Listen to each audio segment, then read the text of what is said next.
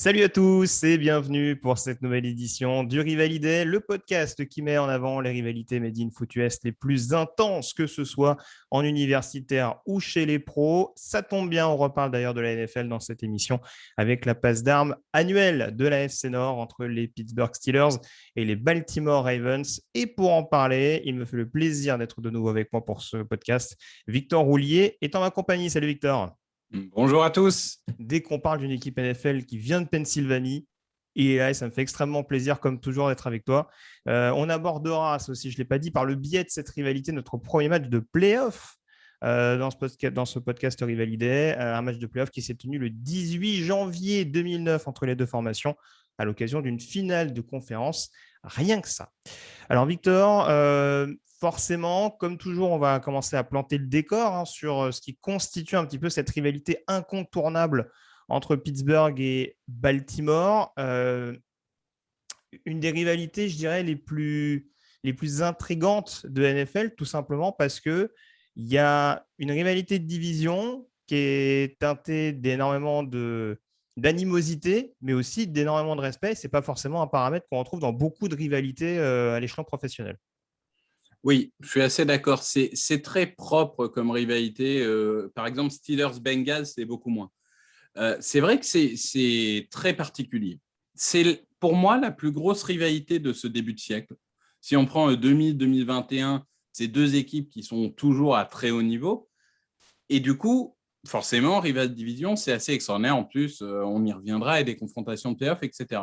Mais à l'origine même, Baltimore, c'est une ville de football.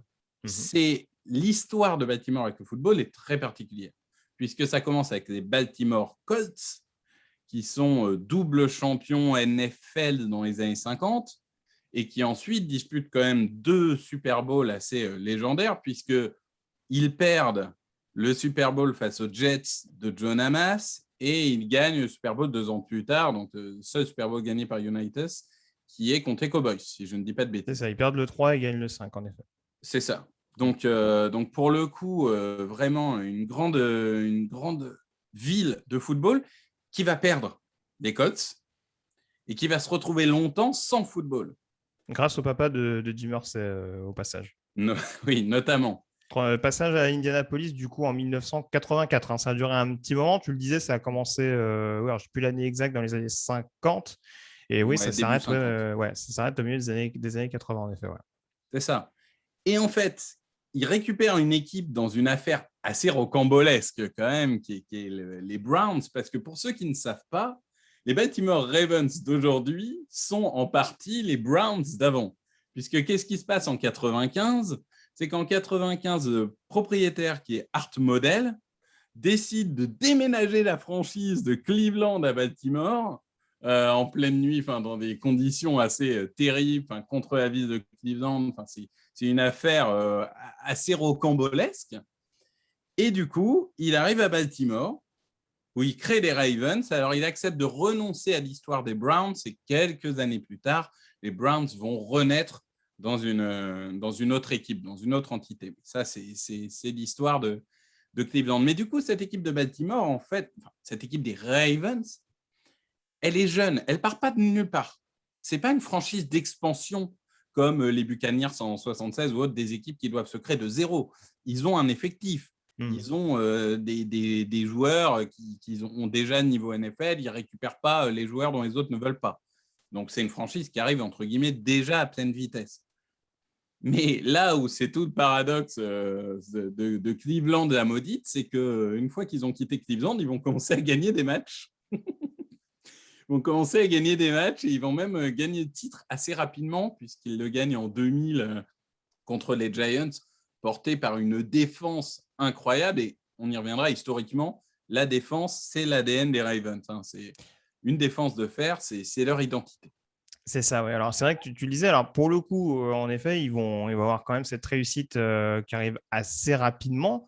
En l'occurrence, malgré tout, les premières années sont un peu compliquées à partir de 96. Tu disais justement qu'ils pouvaient s'appuyer sur un certain groupe.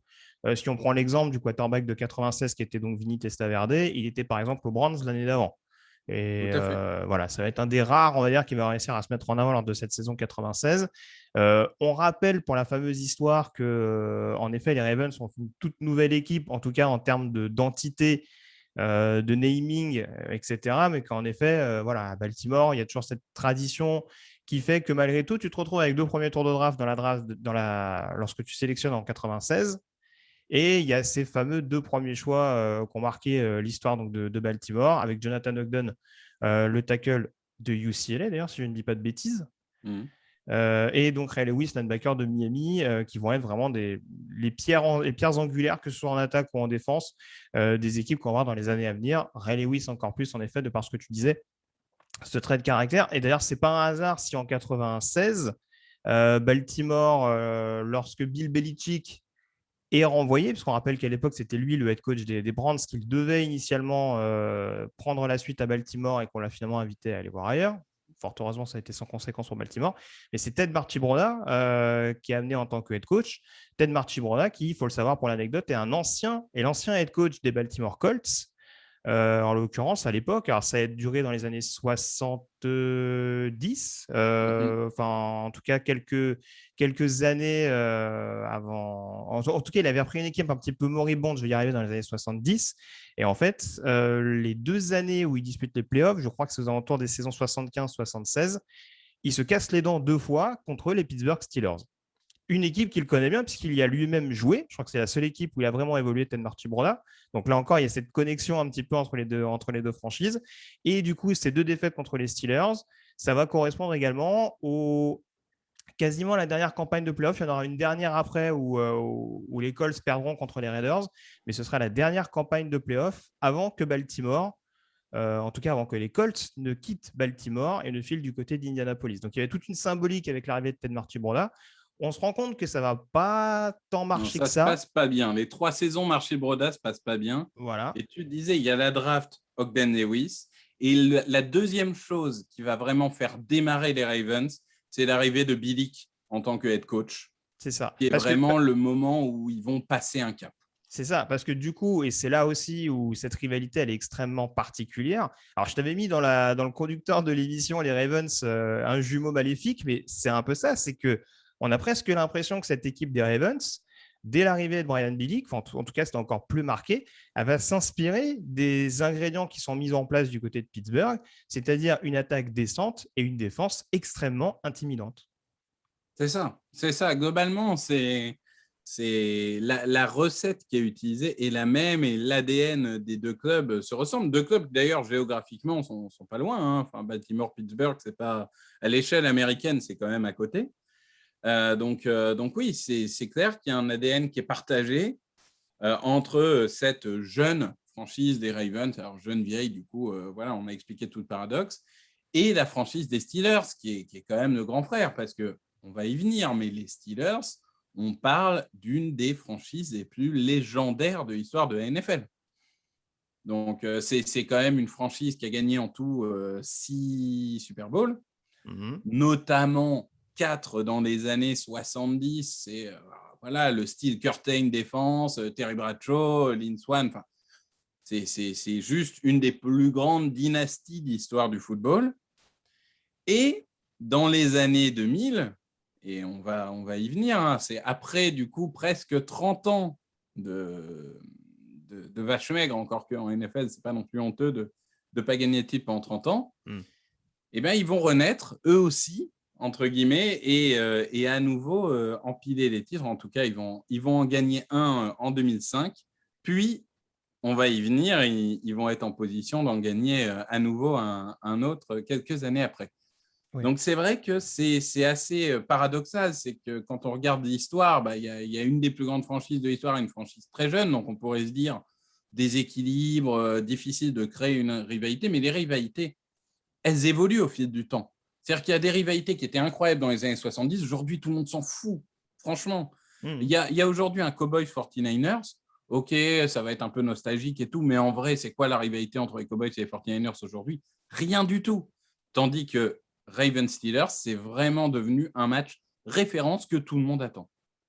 Oui, c'est ça. Et puis, alors, ça rejoint un peu ce que tu disais, mais c'est vrai que il y a ce côté, non seulement forcément le fait que Baltimore soit intégré dès la saison 96 à la division des Steelers, forcément, ça donne une passe d'armes assez régulière. Les premières années, Baltimore n'a pas un bilan flatteur contre les Steelers. On l'a dit, ça n'a pas toujours été évident.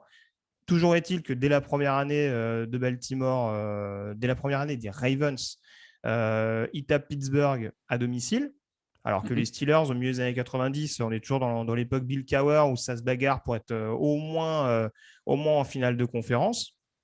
Donc, c'était assez notable en soi. Et puis, en effet, c'est ce que tu dis, c'est que dans la FC Nord, on peut quand même difficilement considérer que les Ravens et les Steelers sont régulièrement au second plan, quoi. C'est quasiment toujours des équipes. Il y en a toujours au moins une des deux qui est en playoff chaque année, et c'est la principale rivalité de la division. Et c'est ce qui nous amène sans doute à un autre point incontournable de cette rivalité, c'est qu'en effet, il va y avoir des rencontres de plus en plus fréquentes en playoff. Alors, ça arrive en effet de par le scénario, ne serait-ce que des wildcards, on peut très bien se retrouver troisième et sixième, par exemple, et se retrouver au premier tour. Mais de voir que ce sont quasiment systématiquement les mêmes équipes de la division qui se retrouvent en playoff, ça c'est un peu plus nouveau. Et en l'occurrence, les Steelers et les Ravens, ça s'est un peu plus accéléré, je trouve, encore dans les années 2010. Mais c'est vrai que voilà, c'est des équipes qui sont habituées au mois de janvier et ça crée également toute cette intensité, puisque comme on le sait, la post-season, on n'a jamais affaire aux mêmes rencontres qu'en saison régulière. Non, c'est sûr, ils se sont affrontés 4 fois.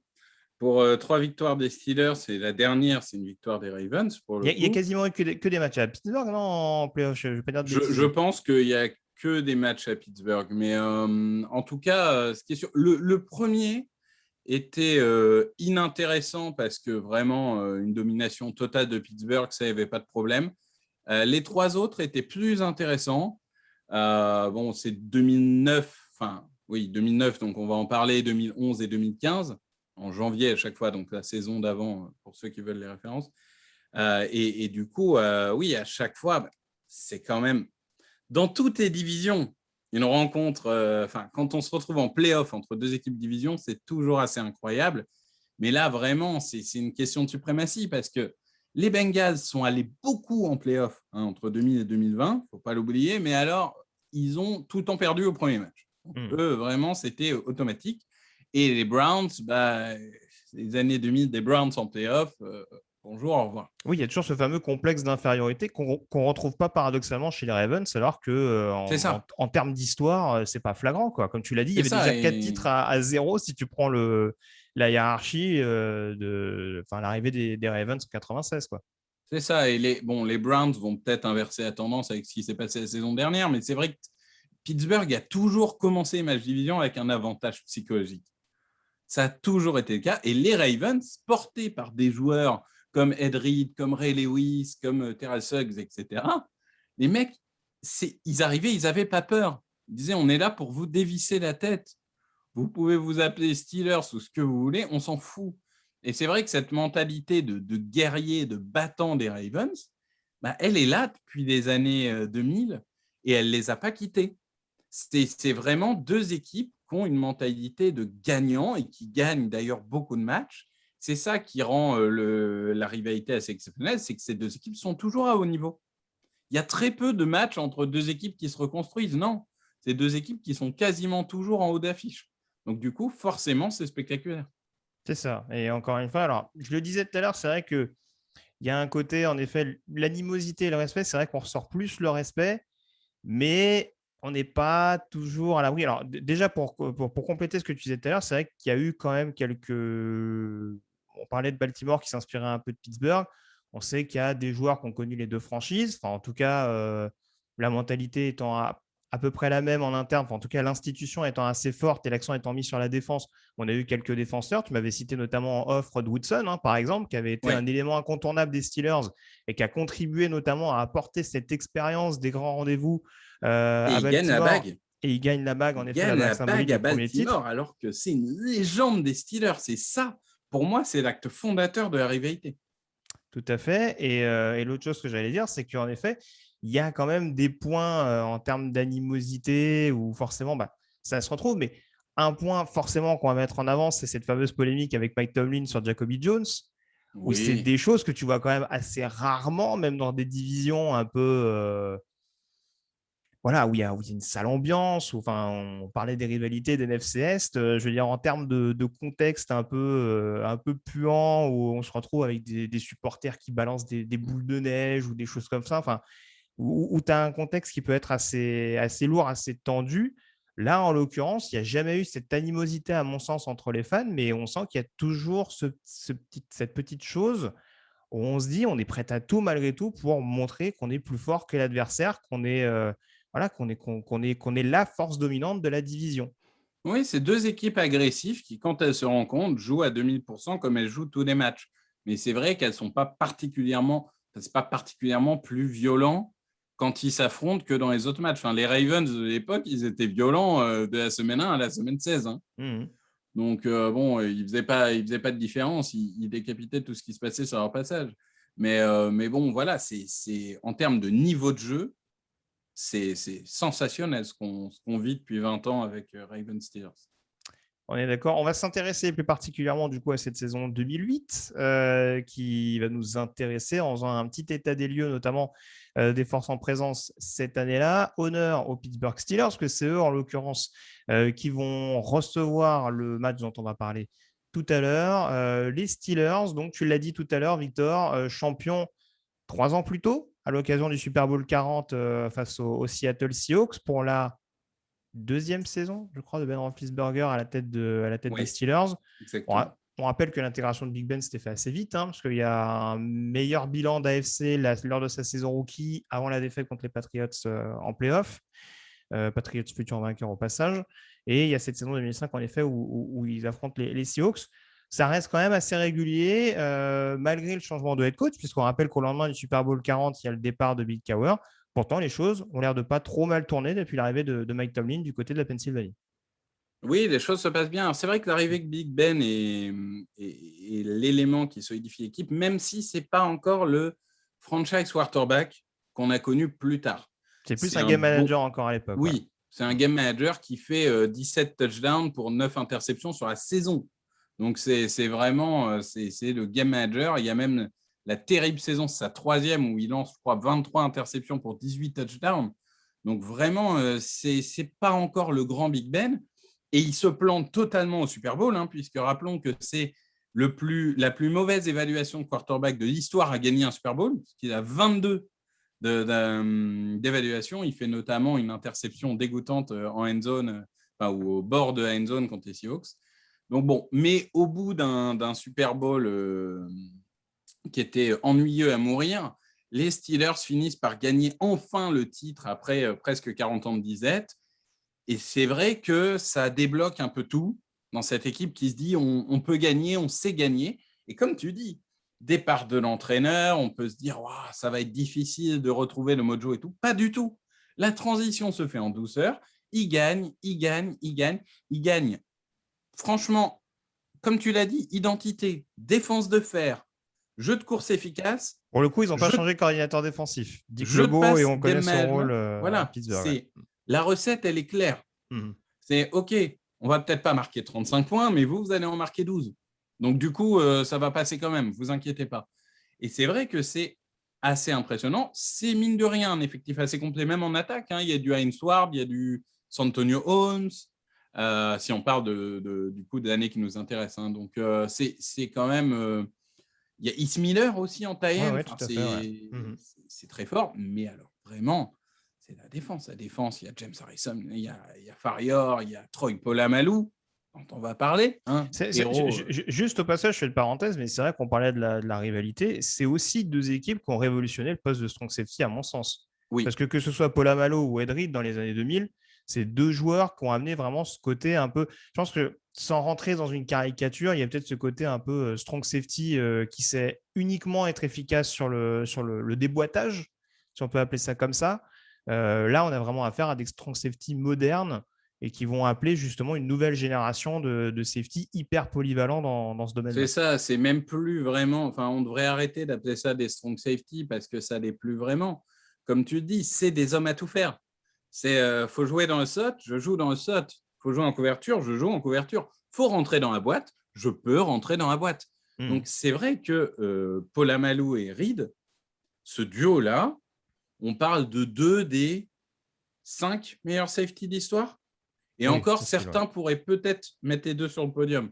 Bon, le premier serait difficile à aller chercher avec Ronnie Lott, mais le fait est qu'on a un duel entre deux joueurs, comme tu dis, qui révolutionne. Et même globalement, je veux dire, les défenses d'aujourd'hui, en tout cas les défenses des années 2010, sont les enfants de ces deux défenses qui étaient les Steelers et les Ravens fin des années 2000.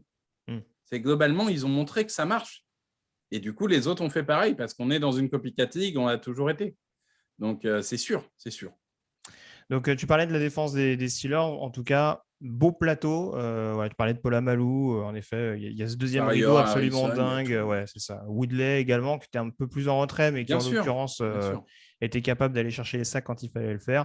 Même les corners, avec et Taylor, par exemple, déshonoraient pas forcément. Donc, Non, carrément pas. c'est vrai que franchement, là, voilà, il y a vraiment une équipe capable de mettre sous pression n'importe quelle formation sur tout un match. Encore plus du côté du Heinz Field qui, à l'époque, alors c'est un peu moins vrai sur cette saison 2008 parce que je crois qu'il y a deux revers, notamment à domicile. Mais Ouais. en tout cas, généralement, dans cette période-là, c'était quand même très, très difficile d'aller les chercher du côté de leur stade. Et donc, du coup, ça nous annonçait une saison 2008 pardon, assez intéressante. Ça commence pas mal d'ailleurs. Il y a eu juste une défaite chez les Eagles qui fait un petit peu tâche en début de saison. Pour le reste, on fera notre passage. Non. Pour le reste, c'est assez cohérent et c'est une équipe qui se tire la bourre jusqu'au bout, notamment pour aller chercher la première place d'AFC. Il y a d'ailleurs ce choc au sommet en 16e semaine sur le terrain des Tennessee Titans, qui tourne extrêmement bien cette année-là. Là aussi, derrière la grosse défense de Jim Schwartz à l'époque. Et on a ce duel assez épique donc, du côté de Nashville avec une défaite 31-14. Le fameux match notamment de la polémique avec la Terrible Towel qui était bafoué, on va dire, par Keith Bullock. Je crois qu'il y avait Lendell White également dans le lot. Enfin, voilà, ça avait fait tout un remous et ça avait posé un petit peu les fondations d'un potentiel Tennessee-Pittsburgh si les deux formations se retrouvaient en playoff. Mais en tout cas, Pittsburgh termine à une vaillante deuxième place de cette conférence américaine après sa défaite du côté de Tennessee. Et on peut potentiellement les imaginer en bonne position. D'ailleurs, leur parcours en playoff, Victor, est globalement honorable. Oui, ils battent les Chargers de Philip Rivers et Antonio Gates. Globalement, à la fin, ça finit 35-24, je crois. Mais en fait, si vous regardez le match, il y a rapidement 18 points d'avance. Et à la fin, bon, l'écart est un peu réduit. Mais en vrai, il n'y a pas de match. Ils leur marchent dessus. Pourtant, les Chargers, à l'époque, c'est quand même une très belle équipe. Ce n'est pas encore les Chargers de 2010-2011. Bon. Mais ça reste quand même une équipe assez complète avec des super joueurs partout. Et je veux dire, à l'époque, prendre 24 points seulement contre cette attaque-là des Chargers.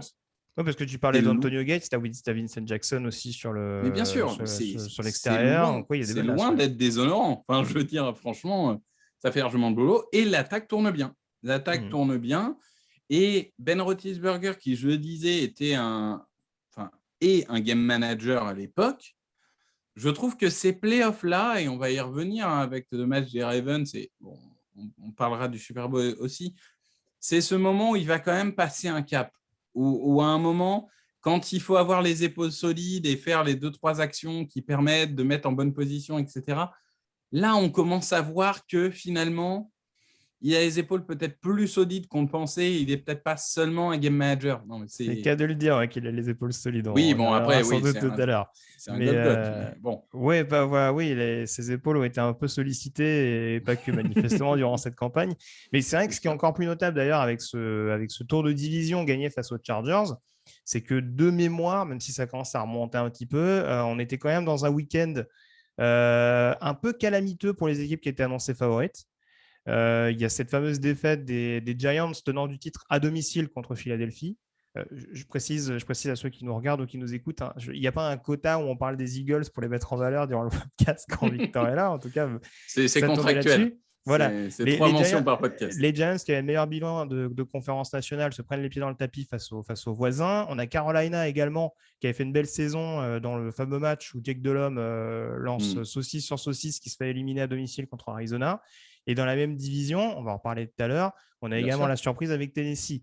Donc c'est vrai C'est que ça. là, pour le coup, sachant que Pittsburgh était la dernière équipe à jouer lors de ce week-end-là, on est en droit de se dire, tiens, est-ce que eux aussi vont pas se prendre les pieds dans le tapis face à cette équipe de San Diego à l'époque? Et en l'occurrence, comme tu le dis, c'est extrêmement bien huilé et principalement, alors qu'on les attendait plus en défense, c'est même l'attaque qui, dès le début, met la Bien tête sûr. sous l'eau aux Chargers et qui leur permet en effet d'assurer plus facilement cette victoire. On passe aux Ravens, du coup, si tu me le permets. 2008, une saison importante pour Baltimore à plus d'un titre, parce que je parlais notamment du départ de Bill Cowher après le Super Bowl pour la nomination de Mike Tomlin en tant que head coach. 2008, ça marque un tournant du côté de Baltimore, puisqu'on a également un changement au niveau du coaching staff. 2 tournants, je dirais. Le Oui. premier, c'est en effet le coaching staff, puisque arrive John Harbaugh, le frère d'eux, qui vient, mais des Eagles, qui était coordinateur des équipes spéciales. Il faut savoir qu'aujourd'hui, on a vu des Joe Judge, etc., prendre un poste, mais à l'époque, ça fait beaucoup jaser. Un coordinateur des équipes spéciales qui se retrouve directement, qui est jeune en plus, qui se retrouve directement Andy Reid, qui était le head coach de l'époque, n'avait pas la cote qu'il a aujourd'hui, même si c'était déjà un coach réputé, on est d'accord. Oui, il n'y avait pas toute cette histoire autour de l'arbre d'Andy Reid, quoi. Donc, quand tu il avait surtout la cote de choquer en finale de conférence, quoi. Voilà. C'était surtout ça, sa réputation d'époque. Et franchement, aller chercher le jeune coordinateur défensif des équipes spéciales, etc., les gens se sont dit, ça paraît un peu compliqué de succéder à Billick. Et il y a un deuxième événement, c'est la draft de Joe Flacco, puisque c'est l'année où il change de quarterback. Donc, vraiment, alors là, pour le coup, on a changement sur changement, même si dans le jeu de l'époque des Ravens, ce changement d'un quarterback n'est peut-être pas aussi fondamental que, par exemple, dans la NFL d'aujourd'hui, parce qu'on va y revenir, c'était quand même beaucoup jeu de course et défense. Donc, du coup, on avait besoin plus, encore une fois, d'un game manager plutôt que d'un joueur qui te fait vraiment gagner les matchs. Mais, mine de rien, un quarterback rookie, un coach rookie. Sachant que tu ne sors pas d'une saison extraordinaire. Tu as été la seule équipe à perdre contre les Miami Dolphins de 2007. Non, mais c'est ça. C'est vraiment, on se dit que ça va être long. Sauf qu'en NFL, parfois, les reconstructions de 5 ans prennent 17 ans et les reconstructions de 5 ans, parfois, prennent 3 mois. Et envers et contre tout, ils sont très bons. Ils font 11 victoires pour 5 défaites, si je me rappelle bien. Et globalement, ils sont extrêmement bien coachés, extrêmement cohérents. Ils ont leur plan de jeu. On a une meilleure défense. On gère en attaque. Ils ont Willis McGahee, ils ont Rolando McClain et ils ont déjà Ray Rice. Je crois qu'il est rookie aussi, Ray Rice. Je ne vais pas dire de bêtises, mais oui, c'est ça, drafté au deuxième tour. Rookie ou sophomore. Ouais, c'est ça. Rookie, voilà. Bon, qui est pas encore le running back numéro 1. Loin là, il est vraiment le running back numéro 3, mais ils ont Derrick Mason en receveur qui tournait bien avec Steve McNair, qui n'est pas dans ses premières années très clairement du côté de Baltimore, mais qui est capable de faire 2-3 trucs. Ils ont Clayton et Mason. Todd Heap en tight end aussi, que j'ai oublié. Oui, c'est cohérent. Et alors, là encore, défense, là, il y a des monstres. Il y a du Ngata, il y a du Ray Lewis, il y a du Ed Reed, il y a du Terrell Suggs. Il y a des monstres. Enfin, c'est globalement, cette défense, elle fait peur. Depuis 2000, où ils ont gagné le titre avec leur défense, elle continue à faire peur tous les ans. Et comme tu as dit, il y a eu une année un peu sans l'année d'avant. Et les mecs, ils arrivent le couteau entre les dents. Ils sont déchaînés. Et ça se sent. C'est ça. Alors, surtout qu'en plus, je trouve que c'est une équipe qui a fait preuve de caractère dès le début de cette saison 2008, sachant qu'ils n'ont pas un calendrier qui les arrange. Ils commencent bien avec 2 victoires. Mais on reviendra sur un match de 4e semaine face aux Steelers. Il me semble, je ne veux pas dire de bêtises, il me semble que leur match de 2e semaine est décalé assez vite. Je crois que c'était le match contre Dallas. Je ne veux pas dire de bêtises. Ouais, bref. Ils ont la bye week en 2e semaine et ils perdent. Non, c'était celui à Houston. Je crois qu'il y a il n'y a pas une histoire d'ouragan ou un truc comme ça qui remporte. Bon, bref, on va pas. Je ne sais plus, mais enfin, en tout cas, ils ont la bye week en semaine 2 et ils perdent 3 matchs d'affilée. C'est ça. Ce qui fait qu'ils commencent la saison à 2 victoires, 3 défaites. C'est ça. Et ils perdent 3 matchs. Ils perdent 3 matchs contre Steelers, dont on a dit qu'ils avaient fait une bonne saison, contre Titans, dont on a dit qu'ils finissaient avec le meilleur bilan de conférence américaine, et sur le terrain des Colts, qui tournaient encore pas mal avec Peyton Manning, et qui sont champions, qui ont gagné le Super Bowl 2 ans avant. Donc là, c'est sûr qu'il faut avoir... Ils le perdent en overtime, je crois. Ouais, justement, on allait en parler. C'est pour ça que je ne rentre Oui, pas trop dans le vide, dans le d'accord. détail. Mais en tout cas, ils se retrouvent à 2-3, en effet, avec encore une fois un head coach rookie, un quarterback rookie. Et malgré ça, c'est là où on se rend compte que la force de caractère opère, c'est qu'après, tout va rouler parfaitement. Il y a cette défaite donc, face aux New York Giants et un nouveau rendez-vous face aux Steelers, dont on parlera sans doute tout à l'heure. Mais en l'occurrence, c'est globalement sans encombre pendant la saison régulière. Maintenant, le parcours des Steelers fait qu'ils se retrouvent en wildcard, forcément en playoff.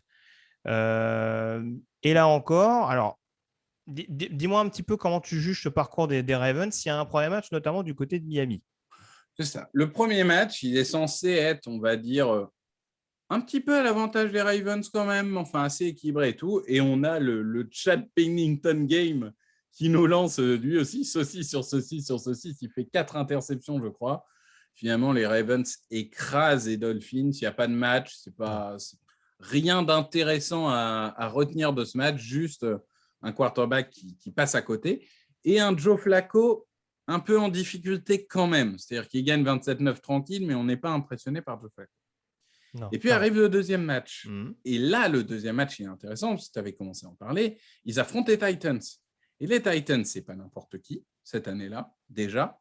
Et c'est une équipe qui les a battus 13-10 en saison régulière. À Baltimore. Et qui joue quasiment, si tu me permets, sur les mêmes armes en termes de plan de jeu. Hein. Bon, il n'y avait pas énormément de plans de jeu, c'était pas aussi varié qu'aujourd'hui, mais c'est quasiment les mêmes armes en attaque ou en défense. C'est la même chose. Et alors, ils avaient gagné 13-10, les Titans, en saison régulière. Et en playoff, ils vont perdre 13-10. Donc déjà, vu les scores, vous vous doutez que ce n'était pas des équipes aériennes extraordinaires, mais ils perdent 13-10. Et là, vraiment, c'est une grosse surprise. Les Titans de cette année-là, tu l'as dit, tout le monde attend le retour du Steelers-Titans. Tout le monde attend cette finale de conférence et les Ravens viennent contrecarrer les plans avec toujours la même recette, une défense extraordinaire. Une défense extraordinaire.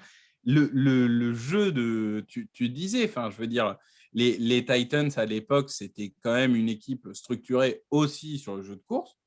Franchement, ils sont annihilés. Ils sont annihilés, c'est terrible. Je crois faudrait que je retrouve, mais de tête comme ça, ils font en nombre de yards, c'est catastrophique. Enfin, je veux dire, ils font 200 yards ou un truc comme ça, Baltimore, alors que Tennessee en fait le double, 400. Ah oui, il y a un nombre de turnovers qui tue littéralement Tennessee, c'est sûr. Voilà. Je me rappelle d'un fumble en fin de match, notamment, qui leur coûte très cher. Il y a 3 turnovers en tout. Et du coup, alors qu'ils font le double des yards, la défense des Ravens, qui plie mais ne rompt pas, comme contre les Dolphins. On est en difficulté, bam, turnover, on revient, on va marquer les points. On est en difficulté, bam, turnover, on consolide d'avance. Et du coup, franchement, ce match, les Titans doivent le gagner 10 fois. 10 fois. Sauf que, ils font toujours la petite erreur qui fait que, alors que de l'autre côté, les Ravens ne font pas d'erreur.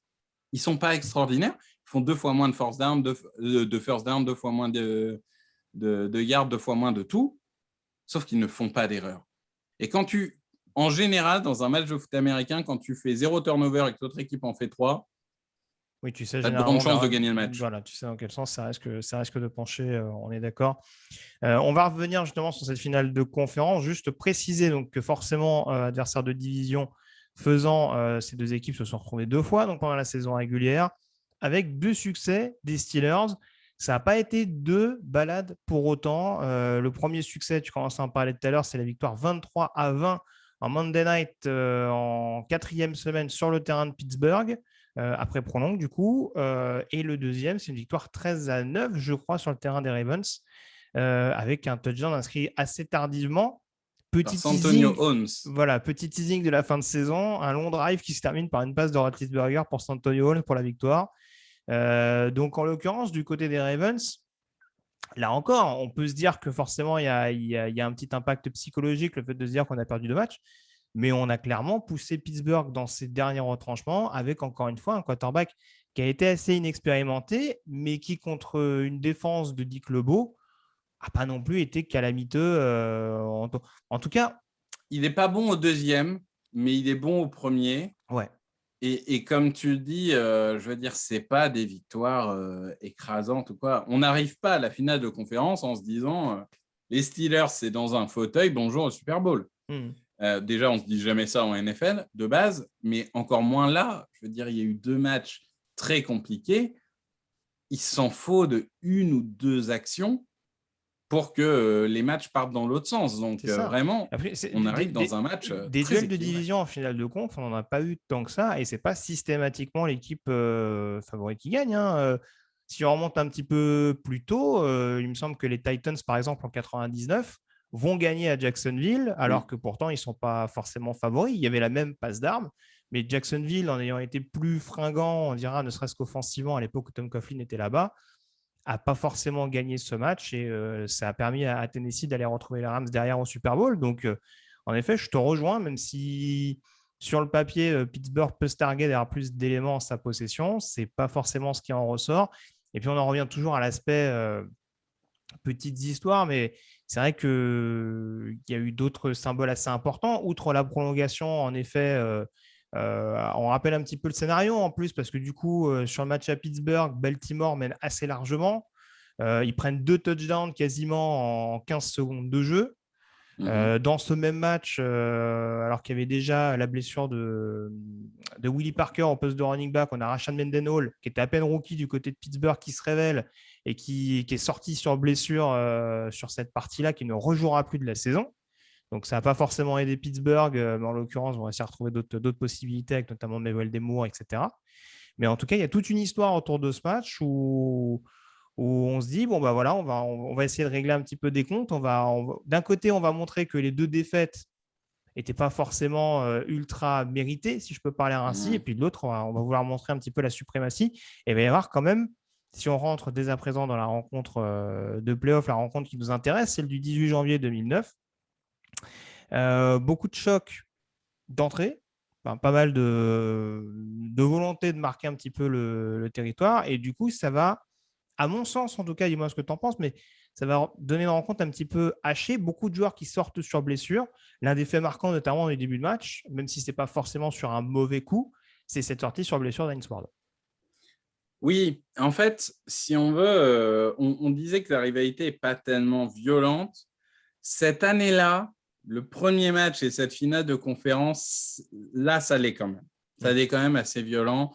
C'est sûr qu'Hines Ward, il fait une très grosse réception pour commencer le match, puisque ça donne rapidement l'avantage aux Steelers qui mettent un field goal. Et après, il y a cette première blessure. Il y en aura d'autres, on va revenir, qui auront des gros impacts, même au niveau de la NFL. Mais c'est vrai que rapidement, on voit que les défenses ne sont pas venues là pour faire des cadeaux et que ça va se bastonner assez sec et que finalement, on en revient toujours à la même chose quand c'est grosse défense contre grosse défense. On se dit finalement, l'attaque qui fera le moins d'erreurs sera certainement celle qui aura le plus de chances de gagner le match. Bon, il y a un paramètre qui sont les équipes spéciales, on y reviendra. Mais dans l'idée, en début de match, on voit une équipe des Steelers qui joue son jeu, c'est-à-dire ils prennent des yards quand ils peuvent en prendre contre la défense des Ravens, ce qui n'est pas évident. Alors que d'autre côté, les Ravens, beaucoup plus compliqué. Joe Flacco lance une première interception, c'est Townsend, je pense, qui intercepte la première. Il me semble, ouais. Et on sent qu'ils n'arrivent pas, ils n'arrivent vraiment pas à commencer. Et ils sont menés 6-0. Et un des premiers grands moments de ce match, c'est, je crois que c'est la dernière action du premier carton, par là, où les Ravens manquent un force down, et notamment à cause de Troy Polamalu, qui fait là son premier exploit du match. On dit qu'il savait jouer dans la boîte, là, il s'est bien jeté. Et du coup, à la fin du premier carton, on a un 6-0 Steelers, c'est une bonne position de balle pour les Steelers. On se dit que ce match, pour l'instant, il n'est pas joué, parce que 6 points, ce n'est pas joué, mais il part dans la direction des Steelers quand même. C'est ça. Et en effet, là, on pourra s'interroger sur l'appel de jeu, en l'occurrence, parce que du short yardage avec un joué par le quarterback, ça s'est déjà vu, mais de par Quand ce tu qu'on as Rolando expliquait, McLean et autres, tu peux tester autre chose. Et oui, et puis encore une fois, Joe Flacco n'est pas dans un bon Non, jour. Ça un rookie. reste une finale de conf avec un énorme enjeu. Donc, c'est quand même mettre énormément de responsabilités sur ton quarterback. Bon, après, on a vu que voilà, sur le reste de la rencontre, il a pu se ressaisir un petit peu. Même si encore une fois, c'est pas le match du siècle pour sa part. Mais oui, en effet, en tout cas, on sent que le momentum a du mal à repartir du côté de Baltimore. Et c'est vrai que là, en l'occurrence, en plus, alors, moi, ce que j'ai trouvé, c'est que malgré la sortie d'Heinz Ward, Big Ben a quand même eu la possibilité de se connecter assez souvent à Santonio Holmes, notamment à mon sens, parce que du côté de Baltimore, on a affaire à un gros front seven, à un Mm. excellent Ed Reed, mais un poste de corner où c'était déjà un peu plus délicat. On a vu qu'on a beaucoup joué sur Frank Walker, le numéro 41, qui sort d'ailleurs sur blessure également. Il y a un Evan Oglesby, par exemple, qui rentre de temps en temps, qui a deux doigts de se faire griller juste avant la mi-temps sur un ballon qui est relâché par Limas Tweed. Donc c'est vrai que, mine de rien, du côté de Pittsburgh, je pense qu'on a beaucoup capitalisé là-dessus en jouant sur du jeu profond. Alors c'était le cas également du côté de Baltimore, hein, c'est-à-dire que, mais bon, Joe Flacco a fait du Joe Flacco, c'est-à-dire que ça joue pas beaucoup à la passe, mais quand ça joue à la passe, ça fait des passes arc-en-ciel, quoi. Le jeu intermédiaire, c'est pas forcément sa spécialité. Mais du côté de Pittsburgh, en tout cas, on essaye d'exploiter cette faille-là en jouant énormément sur un Santonio Holmes en profondeur et en essayant de prendre à revers ses cornerbacks. Alors, c'est pas forcément sur une passe en profondeur qui marque le premier touchdown de la partie, mais c'est par l'intermédiaire de Santonio Holmes, en tout cas, qui vont débloquer le compteur TD avec une course tout en zigzag qui met énormément en difficulté l'arrière-garde des Ravens. Et on se retrouve avec un score de 13-0 à quoi 5 minutes peut-être de la mi-temps. Et là, Non, en effet, non, non, non, moins que ça, parce que je pense que c'est ouais, c'est un peu juste moins. Ouais. après le force down, c'est au début du second quart-temps pour moi, Ah la ouais? réception de 65 yards. Bon, c'est En peut-être to- un peu plus tard, hein, peut-être que. Non, parce que j'essayais de me rappeler quand est-ce qu'intervenait le retour du coup-pied de Jim Leonard, mais c'est vrai qu'à mon sens, ça intervient quand même assez tard, cette réaction des Ravens. C'est-à-dire qu'on voit peu de choses. Tu le disais, il y a une défense qui essaye de limiter la casse. Hmm, Il y a une attaque qui clairement n'est pas au rendez-vous, malgré en effet un Willis McGahee qui essaye de s'employer un petit peu partout. On a un hmm. Todd Heap qui a énormément de mal à être trouvé dans le jeu intermédiaire par Joe Flacco. Et c'est vrai que c'est un peu les équipes spéciales qui vont venir à la rescousse des Ravens, les équipes spéciales des deux côtés d'ailleurs, paradoxalement, parce qu'on a d'abord les équipes spéciales de Baltimore qui vont remettre les Ravens dans le bon sens avec ce retour donc, de Jim Leonard, autre strong safety, mais qui en l'occurrence avait une certaine mobilité lorsqu'il fallait évoluer sur Special Team, qui là en l'occurrence met les Ravens en bonne position et qui va faciliter le premier touchdown de cette partie. Je crois que c'est Willis McGahee d'ailleurs qui marque C'est le Willis touchdown. McGahee, oui, qui C'est marque ça. à McLean, c'est le quasiment deux deuxième. minutes de la mi-temps. Voilà, c'est ça. Et du coup, on rentre au vestiaire avec un score, je ne vais pas me tromper, c'est 13-7 à ce moment-là? 13-7, mais alors, il y a juste une petite chose avant de rentrer au vestiaire, c'est que les Steelers auraient pu avoir au moins 3 points de plus, mais Hmm, ils loupent leur spike et ils spike à 0 secondes. c'est ça. C'est vrai que, bon, voilà, ils avaient mené 13-0 au début du second quart-temps, donc il restait 13 minutes. Il se passe pas grand-chose. Finalement, les Ravens reviennent, mais là, ils peuvent remettre un coup juste derrière.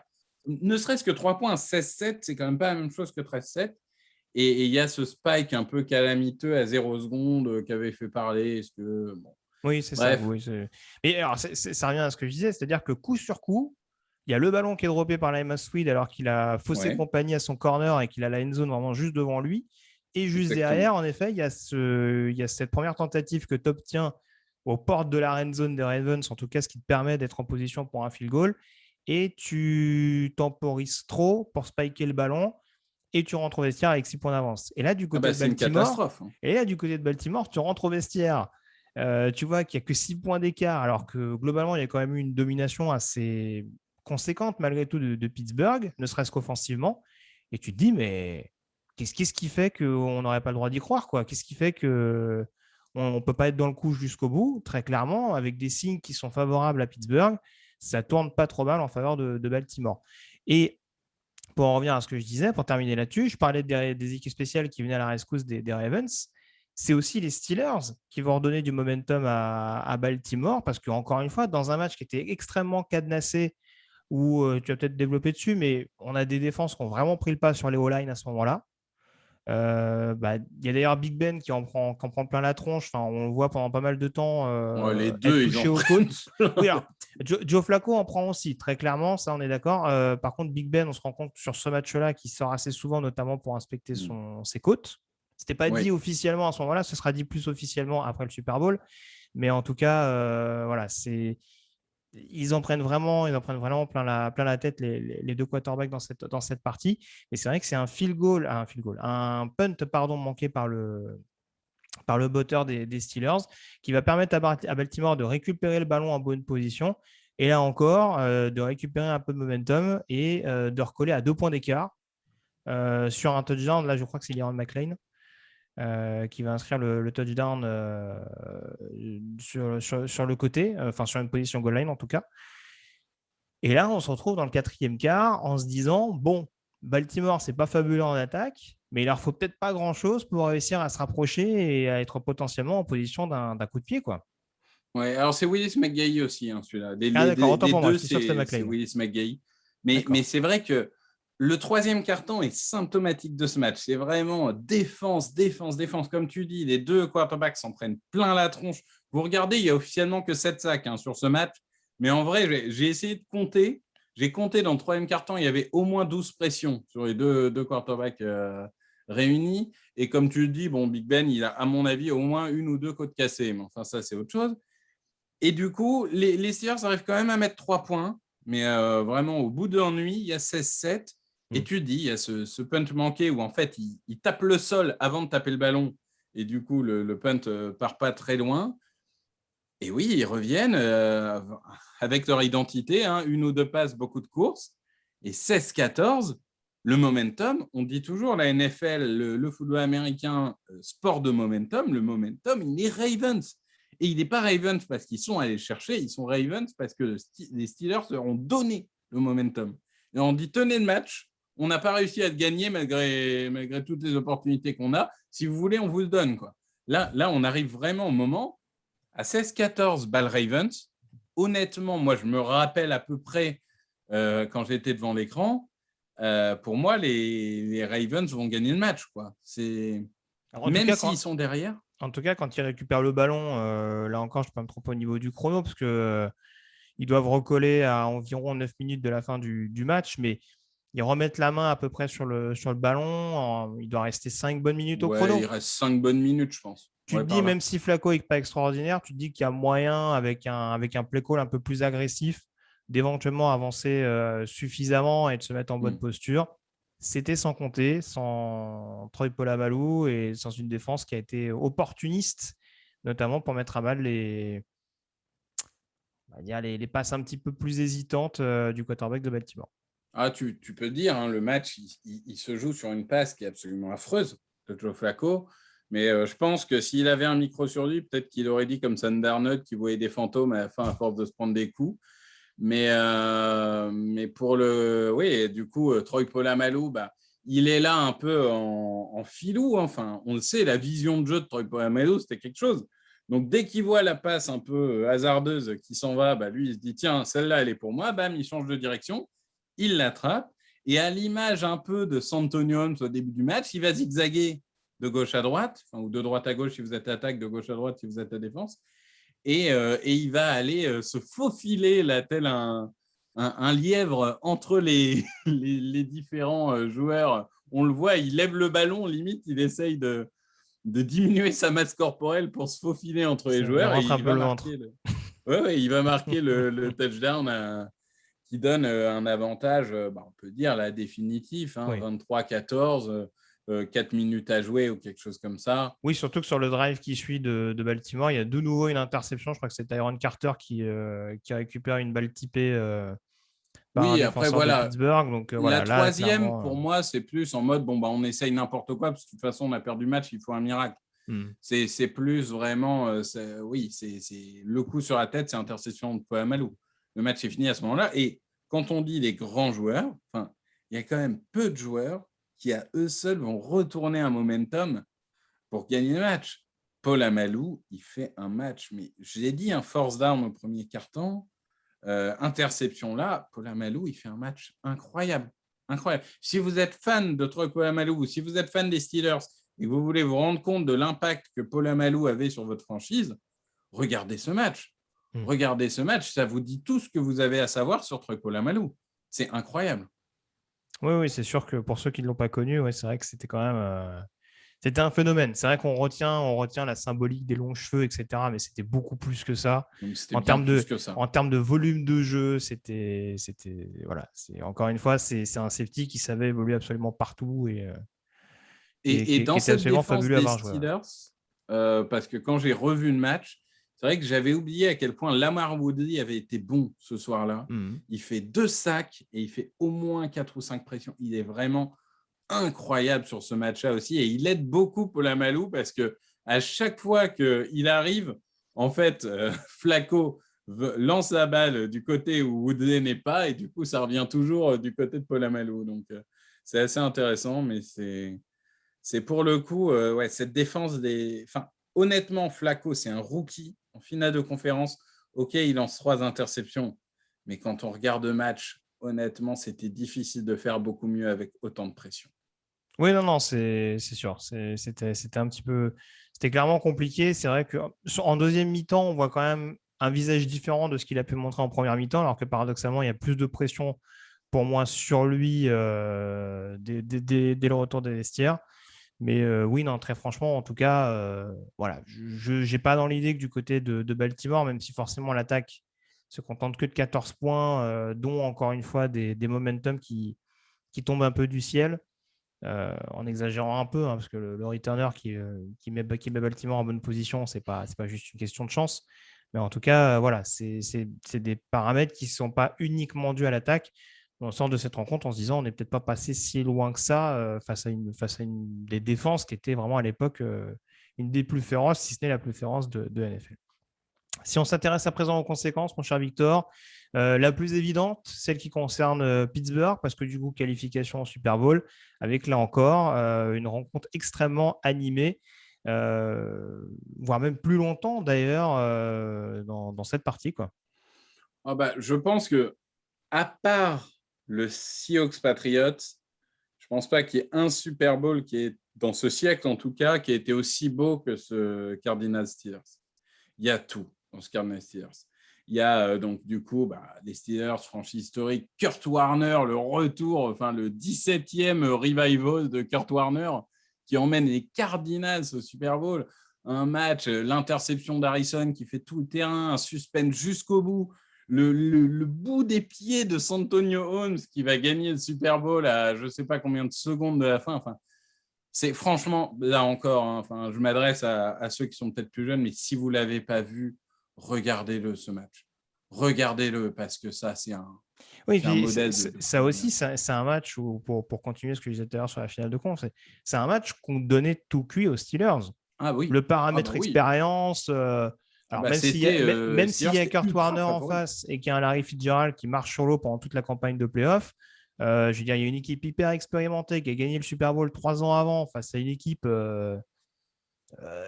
qui arrive presque de nulle part en exagérant un petit peu le trait, que personne en tout cas voyait à ce stade de la compétition. On s'est dit ça va être une boucherie.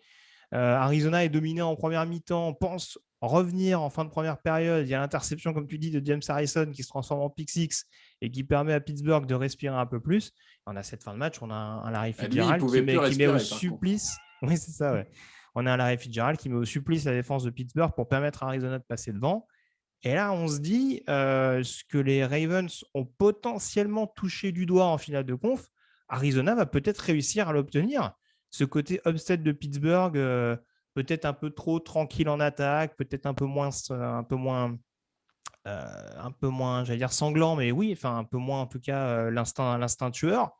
Et on se retrouve malgré tout avec une dernière série qui est menée de main de maître avec, comme tu dis, cette action. Alors toujours un peu polémique à l'heure où on se parle, hein, parce que... Ouais. Faveur à l'attaque. Il n'y a pas de polémique.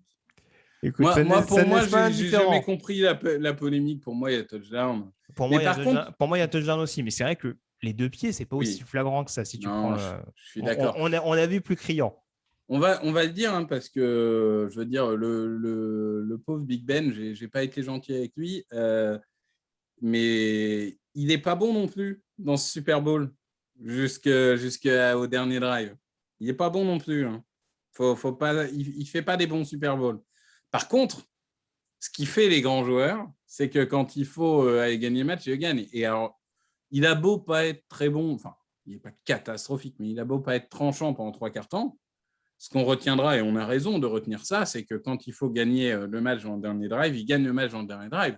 Et c'est clairement l'action qui, pour moi, c'est la plus grande action de sa carrière. Il n'y a même pas de débat. C'est, dans 20 ans, on se souviendra de Big Ben parce qu'il a gagné ce Super Bowl au dernier moment. Je vais me faire pas d'amis, mais on peut dire que c'est un peu le Eli Manning Joyce, du coup. Oui. C'est un joueur, il est meilleur dans le jeu, mais en tout cas, il a cet instinct de tueur aussi quand on est au Super Bowl et que le match n'est pas fabuleux. Quoi. Non, je pense que tu arrêtes sa carrière en 2008, c'est très Eli Manning. Quoi. C'est moyen plus ou moyen en saison régulière et ça gagne des titres. Après, il a eu ensuite une production statistique que n'a jamais eu Eli Manning et il est devenu une machine absolue. Mais à l'époque, c'est un peu ça. Et en face, tu dis, Larry Fitzgerald, je vais reparler des Eagles, mais pour une fois, pour une mauvaise raison. Larry Fitzgerald, il fait peut-être la campagne de playoff la plus incroyable de l'histoire pour un receveur, parce qu'en finale de conférence, il faut se rappeler que c'est censé être Eagles-Steelers, hein, c'est censé être Pennsylvania Games, ce Super Bowl. Et là, il fait plus de 200 yards, il est incroyable en finale de conf. Larry Fitzgerald, il gagne. C'est un receveur qui gagne une finale de conférence à lui tout seul. Il est incroyable, il marche sur l'eau. On a rarement vu ça. Même Jerry Rice, je ne pense pas qu'il ait fait une campagne de playoff aussi. J'ai parlé des Panthers aussi tout à l'heure. On retient beaucoup de Jake Delhomme, mais pareil, à Charlotte, il fait un match absolument fabuleux pour faciliter la victoire. Je me rappelle du premier match du coup qui était contre Atlanta, en l'occurrence, à Arizona. Lors de la première saison de Matt Ryan notamment, et là encore, c'est un récital. Il a mis au supplice les cornerbacks des Falcons, donc vraiment c'est une force ultra dominante qu'il faut réussir à annihiler, et même une défense comme celle des Steelers avec tous les joueurs qu'on a évoqués tout à l'heure, d'Ike Taylor, des Troy Polamalu en soutien, etc. Même Dick LeBeau, coordinateur défensif, n'arrive pas à avoir de vraies solutions pour stopper le Larry Fitzgerald de l'époque. Donc, Ah non, mais c'est faut regarder. Là pendant que tu parlais, je regardais les stats. Attends, 4 matchs. 101 yards, 1 touchdown. 166 yards, 1 touchdown. 152 yards, 3 touchdowns. 127 yards, 2 touchdowns. C'est ça, sa campagne de playoff. Voilà. Il faut se dire quand même. C'est hallucinant. C'est un truc qui, je ne sais pas si ça arrivera à nouveau un jour. Moi, je pensais qu'il avait fait 200 yards en finale de conférence. Finalement, il n'en a fait que 152, mais ça suffit. Mais incroyable. Et en tout cas, Pittsburgh qui retourne sur le toit du monde, du coup, des États-Unis, n'avons pas chez personne. World champion. 3 ans après donc, leur succès face aux Seahawks, donc nouvelle équipe de NFC West qui tombe face à Pittsburgh en finale. Dernier titre en date, du coup, des Steelers, qui sont retournés du coup 2 ans plus tard avec leur défaite face aux Packers. En l'occurrence. Si on en vient à Baltimore, en l'occurrence, défaite un peu crève-cœur parce que forcément défaite face au rival de division en finale de conf. Mais très clairement, l'échantillon qu'on a vu du duo Joe Flacco, John Harbaugh a annoncé de bonnes choses pour les années à venir. De la saison 2008 au titre de 2012, c'est playoff tous les ans, déjà. Et je vais donner de l'espoir aux fans de Lamar Jackson, puisque c'est la même franchise. Joe Flacco, il va se planter 4 fois en playoff. Donc, comme quoi, hein, je veux dire. Et puis, il arrive cette saison 2012. Alors, je ne sais plus, c'est 2011 sur 2012, Non, c'est 2012 et c'est 2012, c'est en janvier 2013. Ouais. Mm-hmm. Et alors, il fait une campagne de playoff. Qu'est-ce que tu veux que je te dise ? Je pense que, honnêtement, il avait piqué cette année-là l'élixir de Tom Brady, tu sais, qui fait que tout va dans ton sens. C'est juste, il fait une passe, c'est en divisional où il fait cette passe assez sensationnelle contre les Broncos. Oui, avec Ryan Moore qui se trouve complètement. C'est ça, et c'est passe miraculeuse, et il fait une campagne de playoff qui fait 9 touchdowns pour 0 interception. Ils vont gagner chez les Broncos en prolongation. Les Broncos, c'est la fameuse saison où... Alors, l'année d'après, ils vont au Super Bowl où ils sont étrillés par les Seahawks. Mais déjà, 2012, offensivement, Peyton Manning vient d'arriver. Ça se goupille pas trop mal du côté de Denver. C'est très bien. Et ce qui est très étonnant sur ce match-là, d'ailleurs, qu'ils vont gagner à Denver, c'est qu'on aurait pu s'attendre à une défense de Baltimore, un peu sur le modèle de Seattle au Super Bowl, qui annihile l'attaque de Denver. Non, c'est l'attaque de Baltimore qui va répondre coup pour coup à ce que lui propose Denver et ce qui va nous donner une passe d'armes absolument dingue avec en effet des actions sorties de nulle part. Ouais, on a presque l'impression que les Ravens, ouais, je sais pas, c'est offensivement, bon, ouais, si je peux parler ainsi, offensivement et au niveau du jeu aérien, c'est Falcons, quoi. Oui, et c'est ça. Ils jouent pas avec les mêmes armes, mais en tout cas, c'est tout aussi efficace. Et ce qui étonne, c'est qu'ils gagnent, ils ont une campagne de playoff très offensive, ce qui ne correspond pas vraiment à leur identité. Bon, après, en défense, ça reste bon. Bon, oui, ils s'en prennent 35 contre les Broncos, mais après, ça arrive même aux meilleurs. Mais ils battent les Colts, ils ne s'en prennent pas beaucoup, hein, ils doivent en prendre 9 ou 10. Ouais. Ils battent, du coup, après les Broncos, ils battent les Patriots, 28-13. Et après, il y a ce Super Bowl, le Harbaugh Gang, puisque c'est les deux frères qui s'affrontent, et où ils ont le match en main. Bon, il y a une petite coupure d'électricité. Légère. Voilà. Presque passé inaperçu. Si vous pensez que le Super Bowl est une machine bien huilée, sachez qu'on peut perdre 50 minutes sur une coupure d'électricité. Et finalement, ils gagnent ce match 34-31. Donc, match voilà, où il menait quasiment de 20 points. Même peut-être plus. Oui, c'est ça. C'est la coupure d'électricité qui a remis les Niners dedans, mais les Ravens étaient quand même assez solides jusque-là. C'est ça. Et ils gagnent donc ce Super Bowl, Joe Flacco qui bat Colin Kaepernick. C'est quand on regarde a posteriori, quand même, le Super Bowl, c'était Joe Flacco contre Colin Kaepernick. C'est sûr que 10 ans après, on peut dire, mais c'est quoi ce Super Bowl? Alors que bon, à l'époque, c'était quand même. Voilà, bon, Colin Kaepernick explosait à peine, mais bon. Et puis, juste pour finir, Flacco donc, fait un match extraordinaire. En face, on parle de la défense des Niners. Là, avec des majuscules. On parle de Patrick Willis, de Navarro Bowman, de Aldon Smith, de ces mecs-là. Hein. On parle de la meilleure ligne de linebacker de l'histoire. Parce que ça n'a pas duré longtemps, mais je pense qu'on est sur une... Si on prend le groupe de linebacker, on est sur une performance all-time. On est d'accord.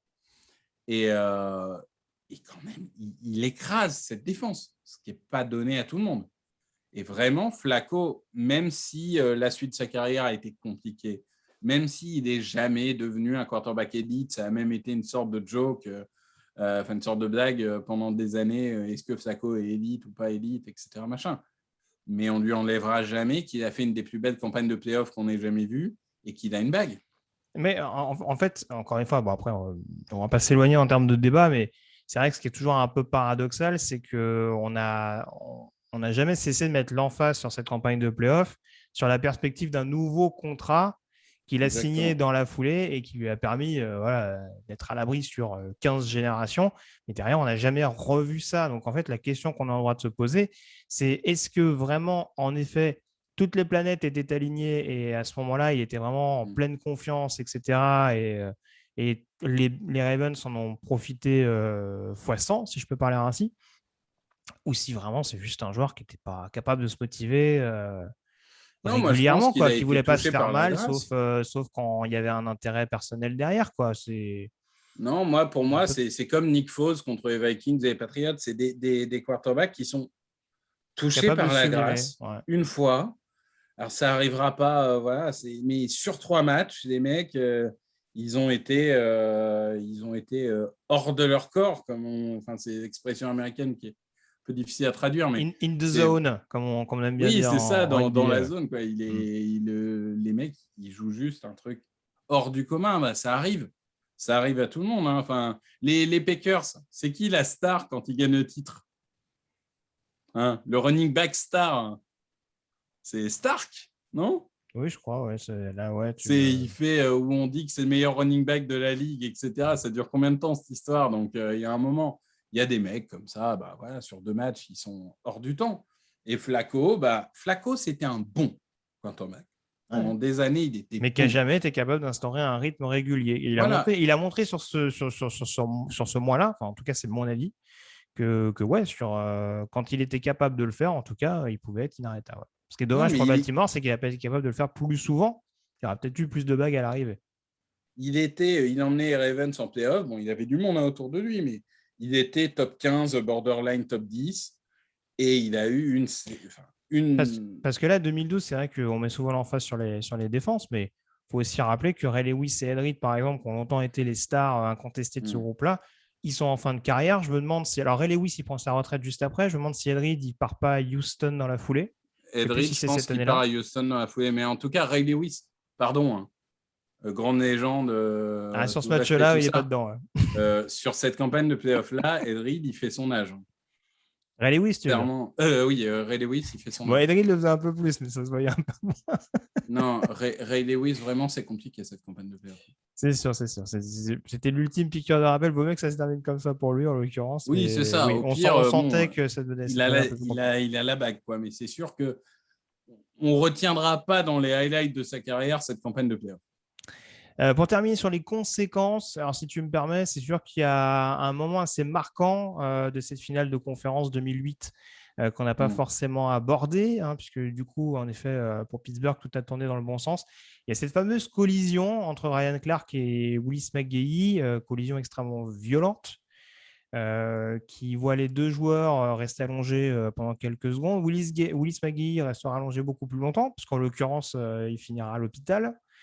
Fort heureusement sans conséquences, mais c'est vrai que ça avait été une séquence qui avait ému pas mal de personnes, notamment les personnes qui étaient présentes au Heinz Field ce jour-là, parce que même le coaching staff des Ravens pensait que Willis McGahee était décédé, quoi. Ça a été un moment très fort et ça me permet un petit peu de faire la transition. Alors, c'est pas le seul motif, mais en tout cas, c'est peut-être aussi à mettre en perspective avec la politique des commotions. On est dans une période 2008 où c'est encore extrêmement laxiste au niveau de la NFL. L'épisode Bennett Omalu, le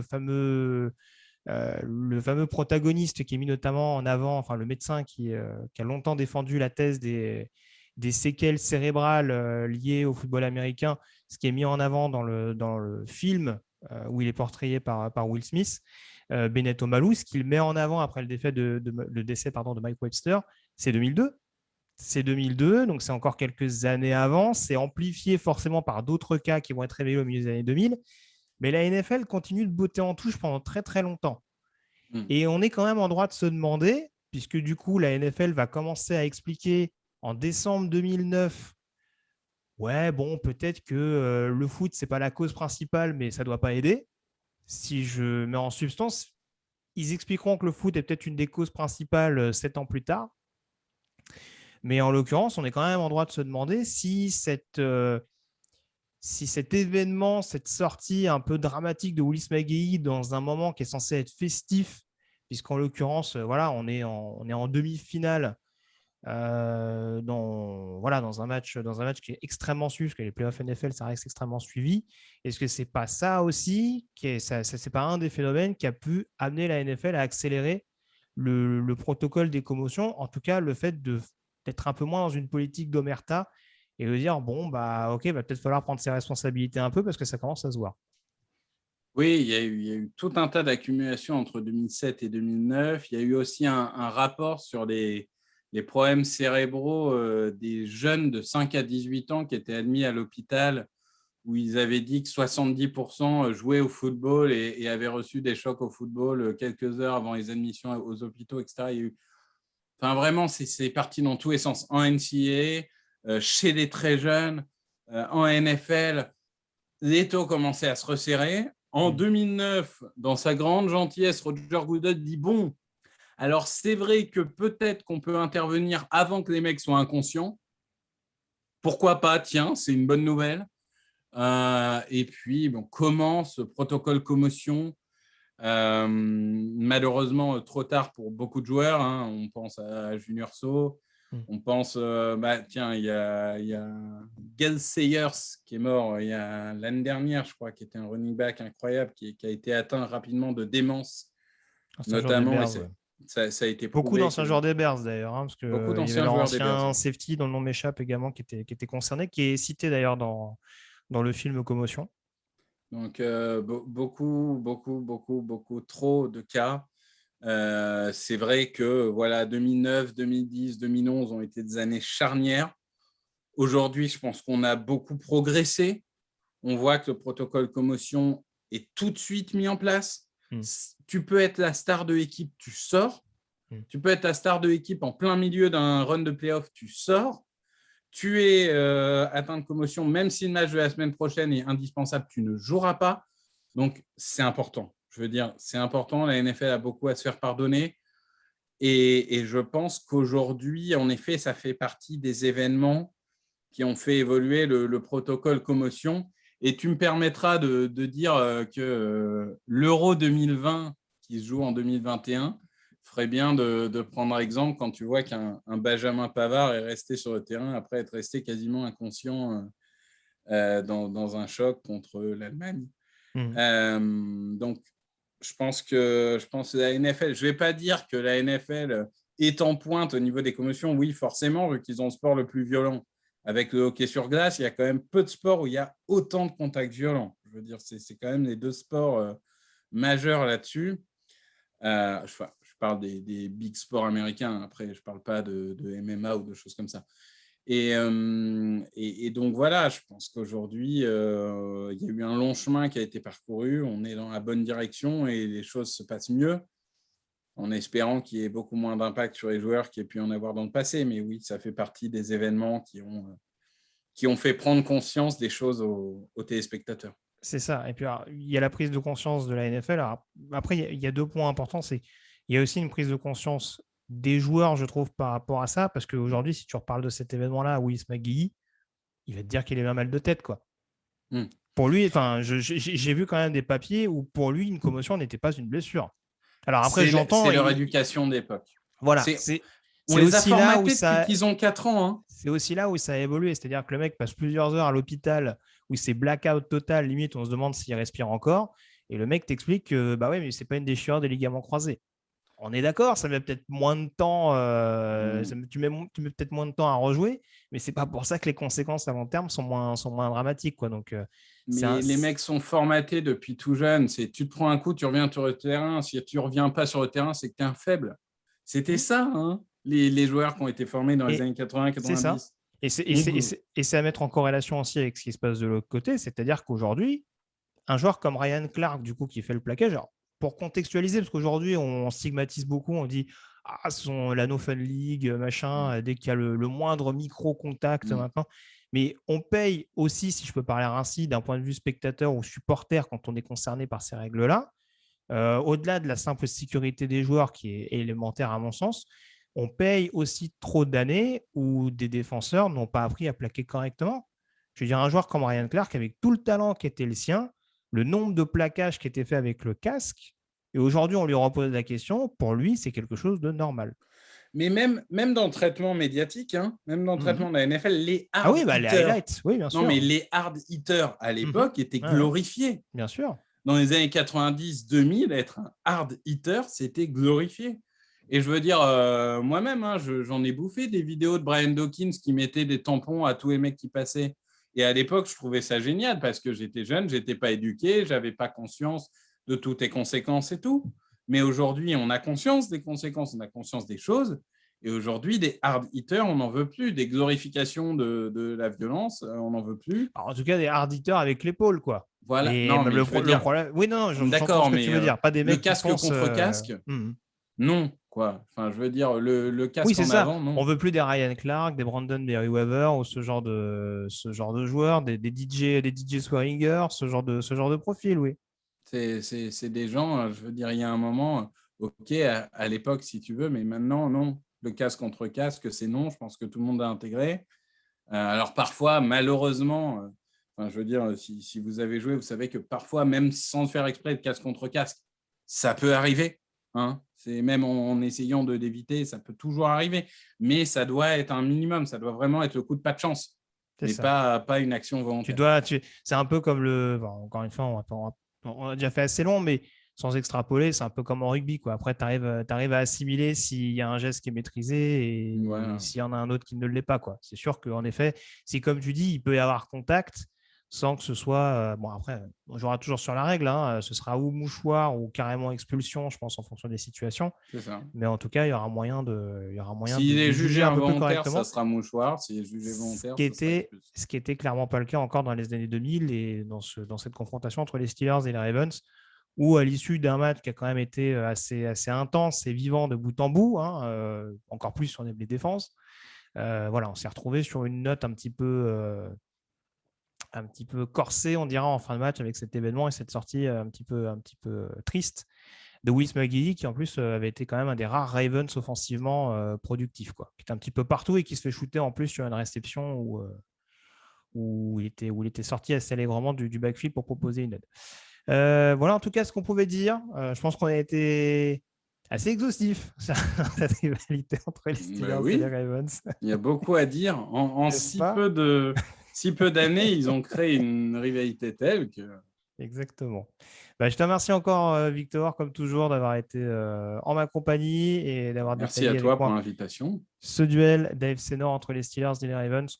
Je vous tiendrai au courant prochainement sur la prochaine édition NFL, voir un petit peu ce qui peut être intéressant. Encore une fois, hein, je pense qu'on va forcément revenir sur du Bears Packers à un moment donné ou ce genre de choses. On va essayer de développer un petit peu tout ça. En NFC Nord, il y a de quoi faire.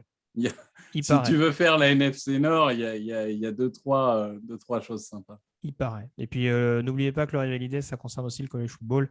Et là encore, il y a moult choses à aborder. Pourquoi pas un Notre-Dame USC, pourquoi pas un Texas Oklahoma, toutes ces choses qui nous permettront de nous plonger dans la tradition et l'histoire ô combien riche du football universitaire. Donc voilà, merci encore Victor et on se retrouve très vite pour une nouvelle édition du Rivalité. D'ici là, passez une très bonne journée et à très bientôt donc, pour un nouveau podcast. Salut à tous. Bonne journée à tous.